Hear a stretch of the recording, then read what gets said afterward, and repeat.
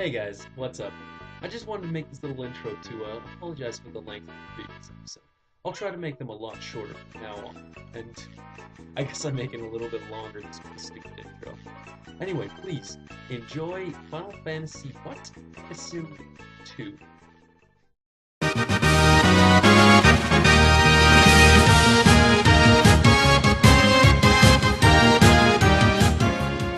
This episode's topic is going to be about, out of every Final Fantasy game ever made, which one would you say has the best romance theme to it?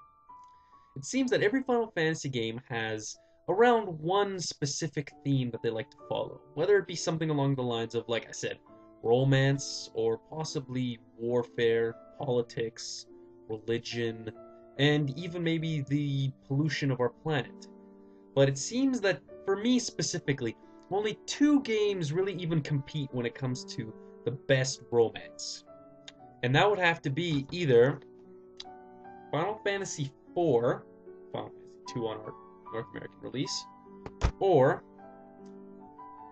lo and behold, Final Fantasy VIII.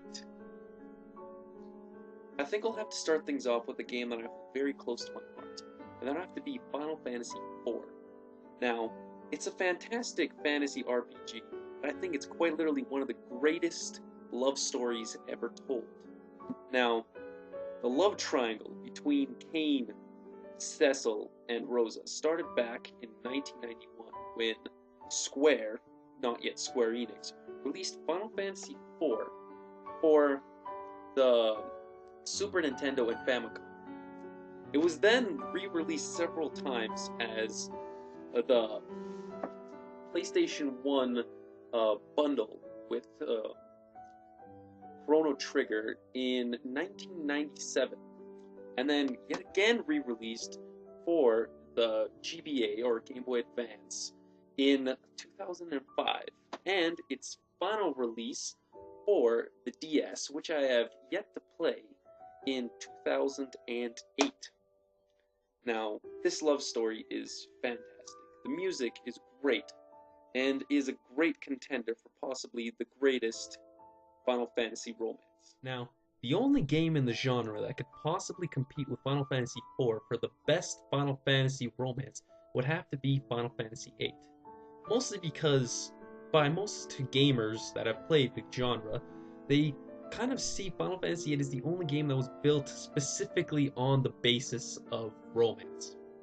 Now, Final Fantasy VIII had its love affair between Squall Leonhart and Rinoa Hartley start off in 1999 with the release of Squaresoft's PS1 version of the game, and the re-release for the Microsoft Windows of 2000, and the re-release on the PS Network for the PlayStation 3 in the following 2009. Now, the love affair between Squall and Rinoa was a little bit shaky at first, because it kind of started off in war times. Not to mention the fact that Squall was kind of alone, not really looking for a relationship, and was kind of a lone dog for a little while. And, Rinoa was also a high-maintenance chick. She looked pretty normal enough at first, but she was actually running her own political agenda with a rebellion she was trying to start off. It was hard at first, but it's a love that grew on you as the game progressed.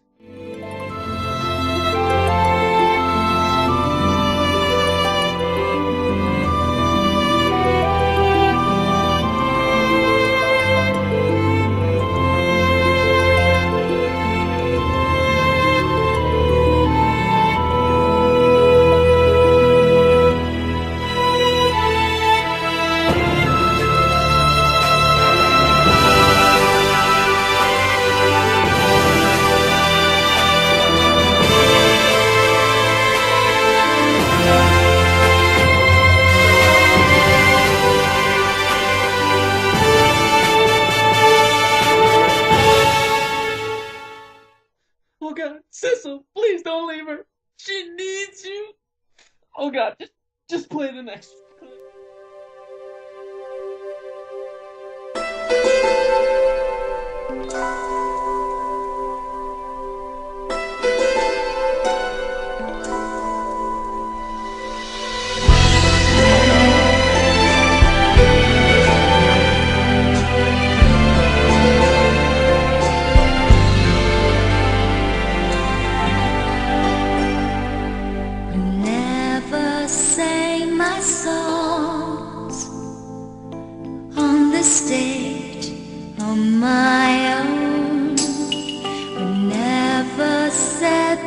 words, wishing they would be heard. I saw you smiling at me. Was it real or just my fantasy? You'd always be there in the corner of this tiny little bar. My last night here for you.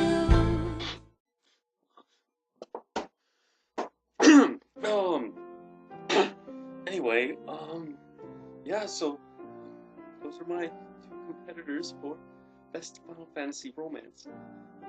For me, I would have to say that because of the extra kind of love triangle aspect of Final Fantasy IV, it would win for Best Romance in my eyes. So, which one will it be? The romance of Final Fantasy VIII or the romance of Final Fantasy IV for the win? Now, please leave your comments down below. Now please, use the bar below to leave your comments on which Final Fantasy, even if it wasn't even mentioned in this episode, is the best Final Fantasy romance. And also, subscribe and leave comments as to future questions. Thank you. And, I guess that's the end of episode 2. Master Peach out.